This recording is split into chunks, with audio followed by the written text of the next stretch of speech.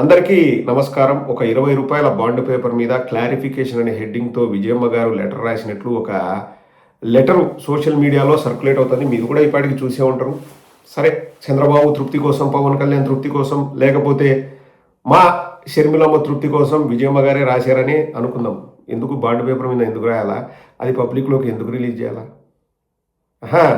ఇప్పుడు వాళ్ళ ఆస్తులు, వాళ్ళ ప్రాబ్లమ్. దాన్ని బయటికి తీసుకొచ్చి ఇక్కడంతా ఎందుకు చేయాలా? రాజకీయంగా వాడుకోవాలనే? లేకపోతే రాజకీయంగా జగన్మోహన్ రెడ్డి గారిని ఇబ్బంది పెట్టాలనే? ఒకసారి లెటర్‌లో ఏముందో చదువుతాను చూడండి. మీరంతా చదివే ఉంటారు. పాపం ఈ లెటరు విజయమ్మ గారు నాకు తెలిసి రాసే ఉండరండి. దాని గురించే నేను చెప్పబోతున్నాను. నాకు తెలిసిన విషయం.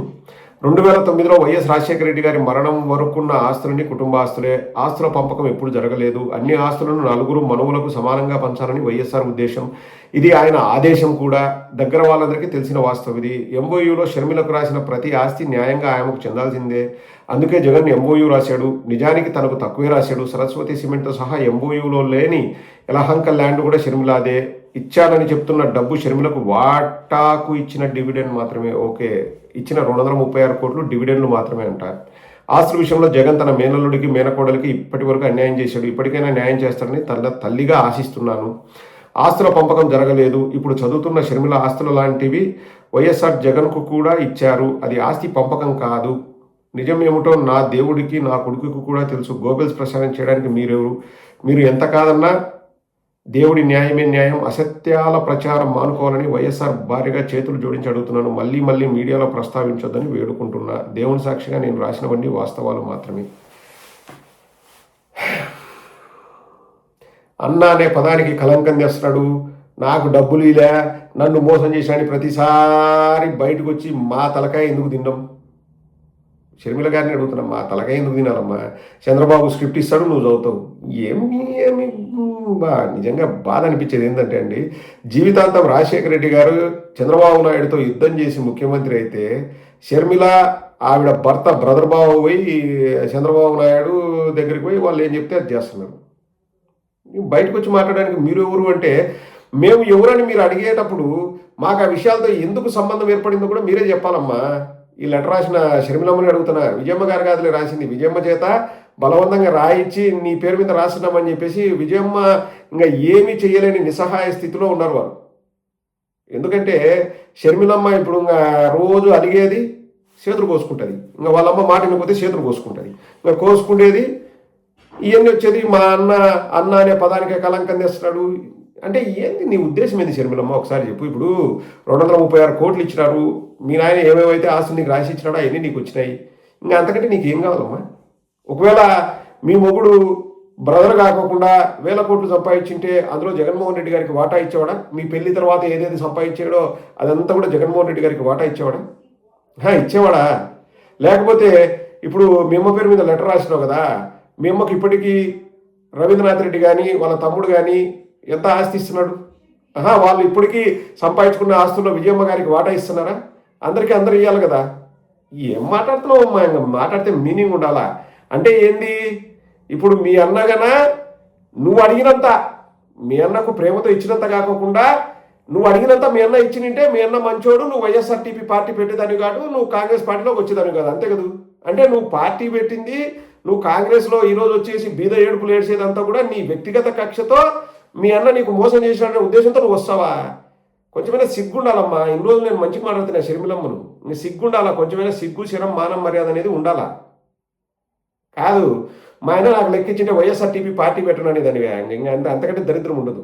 అక్కడ ఒక పార్టీ పెట్టి అని నాకు తెలిసి ప్రపంచ చరిత్రలో ఒక పార్టీ పెట్టి ఒక వార్డు మెంబర్గా కూడా పోటీ చేయకుండా పార్టీ చాప చుట్టేసిన ఏకైక పార్టీ వైఎస్ఆర్టీపీ. ఇంకా మా దరిద్రం మేము చెప్పుకోవాల్సి వస్తుంది, మా రాజశేఖర రెడ్డి బిడ్డ ఇట్లా చేసిందని. ఇప్పుడు నువ్వు నిజమైన వారసురాలివి, రాజశేఖర రెడ్డి గారికి వారసురాలివి, రాజశేఖర రెడ్డి గారి అన్నిట్లోనూ నీకు సమాన హక్కు ఉందంటే ప్రజలు నిన్ను ఎందుకు ఆదరించలేదు? జగన్మోహన్ రెడ్డి గారిని ఎందుకు ఆదరించినారో అక్కడే తెలిసిపోతుంది కదా. షర్మిలమ్మ అక్కడే తెలిసిపోతుంది కదా. నువ్వు నీ సొంతంగా నీ నోటి ద్వారా నువ్వే చెప్పినావు, ఆడబిడ్డ అంటే ఆడబిడ్డ కాదు, ఈడబిడ్డ, ఆడబిడ్డ ఏందో ఇంకా జంచుగడ్డ అది అని చెప్పేసి ఏందో నువ్వు చెప్పినావు. నువ్వే ఎంతమంది అన్నావు? నేను ఈ గడ్డ పైన పుట్టినా, నేను నా పిల్లల్ని ఈ గడ్డ పైన కట్టినా, నేను ఈ గడ్డపైన నేను తనువు జాలిస్తా అని చెప్పి మట్టి విసుకుతా, తెలంగాణ మట్టి విసుకుతా చెప్పినావు. ఏమైనాయి ఆ మాటలన్నీ? ఏమైనాయి? చేప చుట్టేసినావు, ఆంధ్రాకు వచ్చినావు. చంద్రబాబు నాయుడు ఎట్లా స్క్రిప్ట్ ఇస్తే ఆ స్క్రిప్ట్ ప్రకారం నువ్వు మాట్లాడతావు, నువ్వు నడుచుకుంటావు. ఈరోజు ఇంకా వాళ్ళ అమ్మ పేరు మీద బాండ్ పేపర్ మీద లెటర్ అంట. రాజశేఖర రెడ్డి గారు పరువు తెచ్చినారు తల్లి. అమ్మ నాకైతే గలీజ్గా అనిపిస్తుంది. ఏం ఏం ఏం మనసులో ఏమో ఈ అల్లుళ్ళు వచ్చినారు, దరిద్రమైన అల్లుళ్ళు వచ్చినారు. రాజశేఖర రెడ్డి గారికి అంతే, వివేకానంద రెడ్డికి అంతే. వాళ్ళు పోయి ఇంకా వీళ్ళకు పంపు కొట్టేది, వీళ్ళకి ఎక్కించేది. చంద్రబాబు చెప్పినట్టు వినేది. మేమంతా కూడా నిజంగా ఇట్లా మాట్లాడాల్సి వస్తుందంటే మాకు గలీజ్గా అనిపిస్తుంది. మేమంతా కూడా నమ్మలే. ఫస్ట్ ఏదైనా కానీ వైఎస్ఆర్ టీపీ గురించి కానీ షర్మిల గురించి కానీ ఆంధ్రజ్యోతి పేపర్లో వచ్చేది. మేము అవన్నీ బుస్సులే, ఆంధ్రజ్యోతికి తెలుసు, బొంగు తెలుసు, అది అని మేము ఏదో డిఫెండ్ చేసుకునేవాళ్ళం. ఆ ఆంధ్రజ్యోతిడు ఏది చెప్తే అది జరిగేది.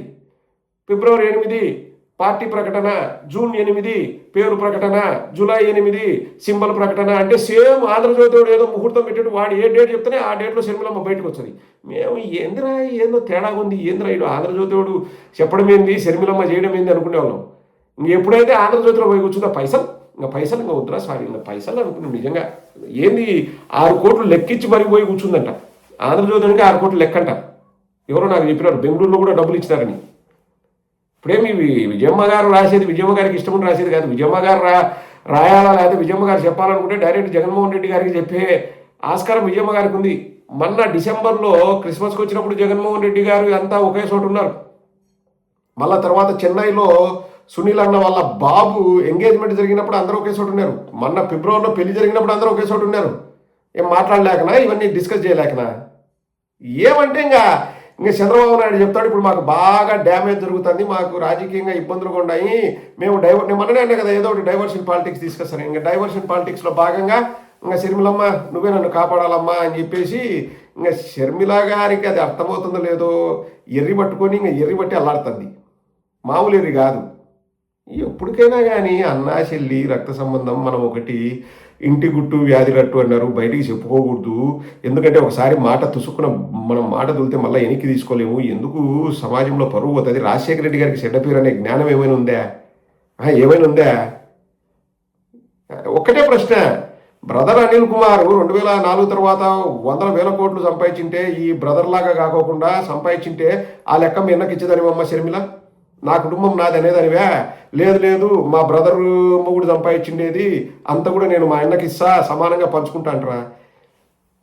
ఎవరు పెళ్ళయింది, ఆడబిడ్డని ఈడబిడ్డను కాదు, నేను ఇక్కడనే తెలంగాణలోనే పెళ్లి చేసుకున్నా, ఇక్కడనే పిల్లల్ని కన్నా అన్నావు.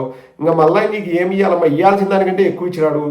236 కోట్లు క్యాష్ ఇచ్చినాడు. మీ ఆయన ఇచ్చే ఆస్తులు అన్నీ ఇచ్చినాడు. జగన్మోహన్ రెడ్డి గారు కష్టపడి సంపాదించుకున్నారు. అది కూడా ఇవ్వడానికి ఏం జగన్మోహన్ రెడ్డి గారికి అభ్యంతరం లేదు. సరస్వతి ఆ పవర్స్ దాంట్లో పుల్లబెడుతుంది. మీ అమ్మకు జగన్మోహన్ రెడ్డి గారు రాసిస్తే అవి కోర్టులో ఉన్నప్పుడు ట్రాన్స్ఫర్ చేసుకోకూడదు అంటే జగన్మోహన్ రెడ్డి గారికి తెలియకుండా ట్రాన్స్ఫర్ చేసుకుంటాం. జగన్మోహన్ రెడ్డి గారు ఆ రోజు ట్రైబ్యునల్కి వెళ్ళి ఆ కేసు గెలవకపోతే జగన్మోహన్ రెడ్డి గారి మీద ఇంకొక కేసు పడేది. ఎట్లా కోర్టులో ఉన్నప్పుడు నువ్వు ఆస్తులు బదలాయిస్తావు, జగన్మోహన్ రెడ్డి గారికి తెలియకుండా సంతకాలు పెట్టుకునేవు. నువ్వు బయటకు వస్తావు, మీ అన్నం తిడతావు, మీ వదిన తిడతావు, నన్ను మోసం చేస్తాడంటావు, గగ్గోలు పెడతావు, అన్నకు తెలియకోకుండా ఆస్తులు రాసుకుంటావు. అన్న మాత్రం నీ మీద ప్రేమ చూపించి ఇంకా ఆయన కష్టపడి సంపాదించుకున్న డబ్బులో లేకపోతే ఆస్తులన్నీ కూడా నీకు రాసియాలన్నా? రాసిపోతే బాండ్ పేపర్ మీద పెట్టి రాసావా?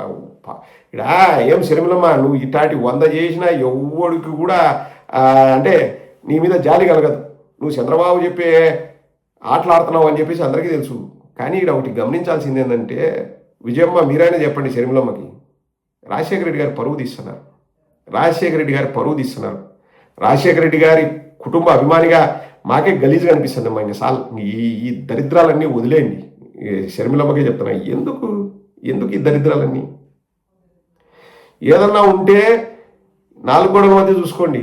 ఇంక బయటకు వచ్చేసి ఎన్నిసార్లు ఇప్పుడు ఏం ఆంధ్ర రాష్ట్ర ప్రజలందరూ ఏం జాలి చూపించాలంటే, అబ్బా వినండి, షర్మిల ప్రకారం ఏం జాలి చూపించాలా? వాళ్ళ కొడుకు కూతురికి అన్యాయం ఎందుకు చేసినారంటే 236 కోట్లు లెక్కించినట్టు జగన్మోహన్ రెడ్డి. వాళ్ళ నాయన ఇవ్వాల్సిన ఆస్తులన్నీ ఇచ్చినాడంట. కానీ జగన్మోహన్ రెడ్డి గారు సొంతంగా సంపాదించుకునే దాంట్లో ఇవ్వలేదని చెప్పేసి ఆమె ఏడుపంట. వాళ్ళ మేనల్లుడిని మేనకోడల్ని జగన్మోహన్ రెడ్డి గారు సరిగా చూసుకోలేదంట. రాష్ట్ర ప్రజలందరూ న్యాయం చేయాలంట ఆమెకు. ఏం చేయాలా? రాష్ట్ర ప్రజలందరూ కలిసి జగన్మోహన్ రెడ్డికి చెప్పి ఒక 1000 కోట్లు ఇచ్చి ఇంకా మళ్ళీ పార్టీలన్నీ ఇంకా చేప చుట్టేసి ఆమె పోయి ఎంజాయ్ చేసుకుంటుందంట 1000 కోట్లతో. మాకేం ఎర్రా? మాకేం అవసరం ఉంది, చంద్రబాబుకు అవసరం ఉందేమో, ఎందుకంటే చంద్రబాబే నీకు ట్రైనింగ్ ఇస్తున్నాడు, మాకేం అవసరం, మాకేం బొచ్చుగానే అవసరం లేదు. షర్మిల గారు అసహ్యం వేస్తుందండి. ఇంకా ఇంతకంటే డ్రామాలు ఆడితే అసహ్యం వేస్తుంది. షర్మిల గారికి చెప్తున్నా, ఇన్ని రోజులు చాలా మంది నేను వీడియోలు చేసినప్పుడు అన్న ఆమెకు రెస్పెక్ట్ ఇచ్చేది ఏంటన్నా, ఆమెకు రెస్పెక్ట్ ఇచ్చేది, నేను ఇప్పుడు కూడా రెస్పెక్ట్ మాట్లాడుతాను, ఎందుకంటే రాజశేఖర రెడ్డి గారి బిడ్డని. కానీ నాకు ఇంకా ఏ కౌశల కూడా మిమ్మల్ని నేను రాజశేఖర రెడ్డి గారి వారసురాలని నేను ఎప్పుడు అనుకోను. రాజశేఖర రెడ్డి గారి వారసురాలు అయితే ఇట్లా లెటర్లు రాయరు, మీ అమ్మని ఇబ్బంది పెట్టవు, మీ అన్నని ఇబ్బంది పెట్టవు. నీ మొగుడు ప్లాన్ ఇస్తున్నాడు, లేకపోతే చంద్రబాబే చెప్తున్నాడు. ఎందుకు అమ్మాయికి దరిద్రాలన్నీ చీ చీ చీ చీ చీ చీ, చాలా అసహ్యంగా గలీజ్గా అనిపిస్తుంది. షర్మిల గారు రాజశేఖర రెడ్డి గారి పాయింట్ ఆఫ్ వ్యూలో చెప్తున్నాను నేను. ఇంకా ఇప్పటికైనా ఆపండి, దరిద్రాలని ఆపండి.